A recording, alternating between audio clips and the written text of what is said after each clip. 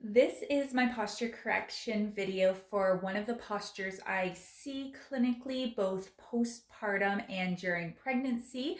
Why we want to consider correcting this posture is because if we keep this posture after growing humans, birthing humans, and holding humans, what can happen is the respiratory diaphragm just doesn't work as well as she should.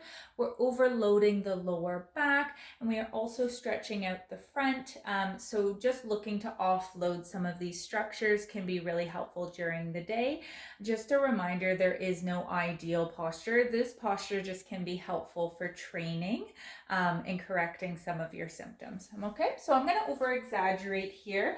What I tend to see is this posterior lean on ourselves. Okay, so why this happens again, front gets stretched out, our posture comes backwards. And if I really relax myself here after having two babies, this is where I want to end up. Now, if you look at my pelvis can also compensate. So some of us will end up in what's called a bum tuck position. So our bum's underneath us, okay, and gripped. Some of us can stay more in an anterior pelvic tilt. So if I over exaggerate like that, okay, so I'll show the correction for both of those postures. Just refer to the notes in regards to which one I want you to correct, okay? So first, correcting the top half or the thoracic rib cage, okay? So there's a couple different ways we can do this, so play around with it, but the goal is we want to get our sternum over our pubic bone. So one way you can do this is just bringing your posture forward into a ski jump position. It's really gonna feel like you're leaning forward here, but you can see that sternum is over my pubic bone. Now for me, I'm an anterior pelvic tilt, so I just want to tuck a tiny bit. So that's a nice posture for me for accessing my respiratory pelvic diaphragm. Then you lean back and maintain that posture. So that's one way to do it, okay?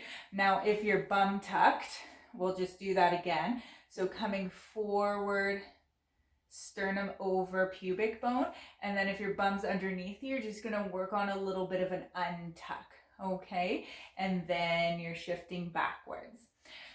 So that's the first way that you can correct the posture. For some people, that works really well for them. What I actually find a little bit better for me personally, but some people find this harder, is what I call up and over the hill, okay? So for up and over the hill, you want to be growing tall through the core. So I'm actually activating, so I'm pulling myself out of my hips, okay?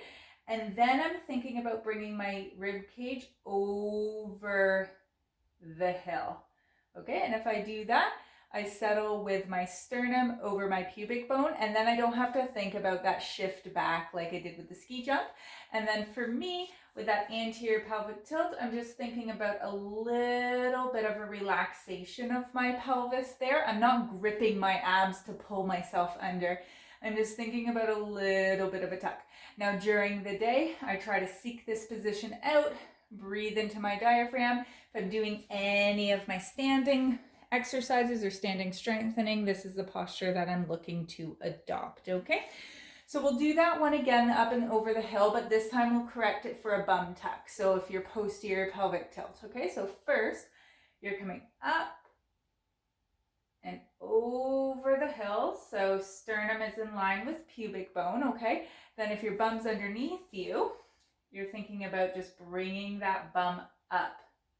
You're tilting that pelvis forward to find your neutral. Okay, so try both of these positions out, either the ski jump or the up or over the hill for the top half to get yourself out of that back position, and then adjust that pelvis based on whatever presentation you have. If I said don't worry about your pelvis, that means that your pelvis is looking great. Okay, if you have any questions,